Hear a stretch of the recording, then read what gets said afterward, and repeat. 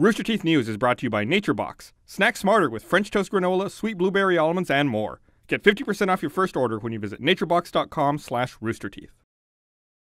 Hey guys, welcome to Friday. I'm Ashley Jenkins and we have a big announcement today, but let's save it for the end, shall we? It's news time.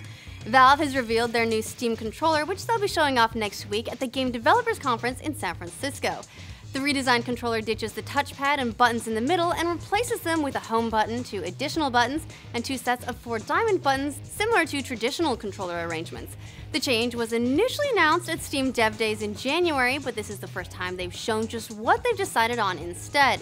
The overall form factor hasn't changed, though there's some new gloss detailing, and neither have the trackpads which replace traditional controller thumbsticks. Many PC gamers have voiced concern over whether the trackpads will be sensitive and accurate enough for the demands of PC, but Valve's commitment to the pads underscores the company's confidence that this is the right choice for their PC-friendly controller. We'll keep you posted with any additional information from GDC about the controller or the Steam machines they'll accompany. Next, now that Titanfall is out, gamers are looking ahead at what kind of content can be expected in the future, but Respawn community manager Abby Hepp warns that new Titans might not be on the roadmap. She says, "In order to add a new Titan, it takes so much balancing to make all the Titan abilities work with each other and then against the pilots. It's a huge undertaking. Originally, we just had the Atlas Titans, and then the team refused to add in the rest of the Titans until we were all sure that that one fitted perfectly."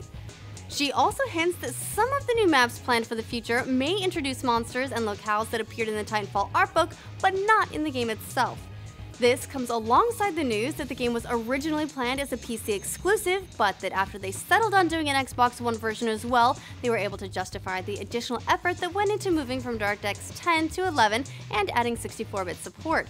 Respawn lead engineer Richard Baker says, "Originally, we weren't planning on an Xbox One version of the game. I'm certain that having an Xbox One version has made our PC version much better."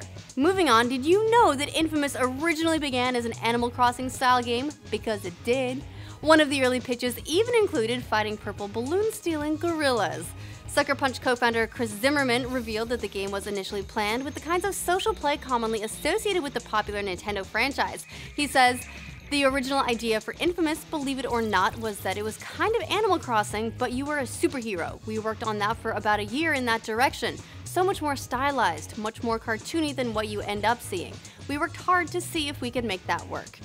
Clearly, that didn't work out, and Infamous became an action game about a bike messenger newly imbued with electricity-based superpowers.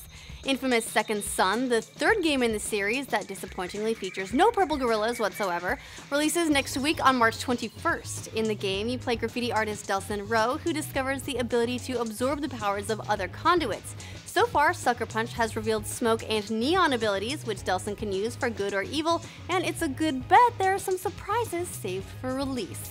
And speaking of PlayStation, the PlayStation Store recently glitched and published a menu promoting the option to rent the game Catherine for 1 day, 7 days, or 30 days on PS3, but it was quickly removed. This has led to speculation that the Gaikai-powered PlayStation Now service, which Sony announced at CES in January this year, will focus on renting access to stream specific games, though a subscription service has also been considered. The Gaikai site briefly published a page detailing PlayStation Now and included an image which showed rental prices for several games, including Uncharted 3, Far Cry 3, BioShock Infinite, and The Last of Us. That image has also been removed and replaced with a more generic promotion. A beta for the PlayStation Now program began in January and release is planned mid-year, so expect more details soon. And that's the big news for the week, so let's talk about our own announcement!